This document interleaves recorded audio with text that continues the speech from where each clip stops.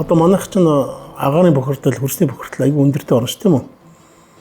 Хэрвээ бид нар агаарын бохирдол, хөрсний бохирдлоо бууруулж чадах юм бол одоо бидний амьсгалын замаас авах халдвар болон хоол усрлах замаас авах халдвар бол 70% буурах юм байна шүү дээ.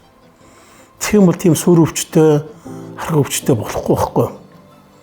Тэрийг яаж хийх вэ? Ерөөсөө энэ гэр оролтыг орон сууцшуулаад тэгээ нэгдсэн бохирын системтэй нэгдсэн юу гэдэг юм одоо ус одоо цахилгаанд ингээ болгоод өгөх юм бол эхлээд агаарын бохирдол буурчихна. Дагаад хөрсний бохирдол буурчихна. Тэгэхээр энэ нөгөө халдвар төвчнүүд маань буурчих واخгүй. Энэний жишээ өгд юм л да. Гонконг, Сингапур ирж угаасаа л хоёулаа дээр үед загасчтын суурилд байсан шүү дээ. Тэр үед бол тэр субтропикийн өвчнүүд энэ халуун орны халдвар төвч аюулх байдаг байсан юм байна. Тэгээ тэдний удирдагч нар нь болохоор бол ерөөсөө л тийм нэг нийтийн орон сууц гэдэг шиг л асуудлыг шийдэж өгсөн юм бэл. Тэгэл 30 эхний жил 30 тэгэл 5 жилийн дараа 70% халдвар төвчөнд буурсан гэж үздэг юм. Надад нэр нь Гонконгийн профессор ярьж ирсэн. Тэгээд буурсан чинь суурь өвчтөн хүмүүсийн тоон айгүй багассан гэдэг юм.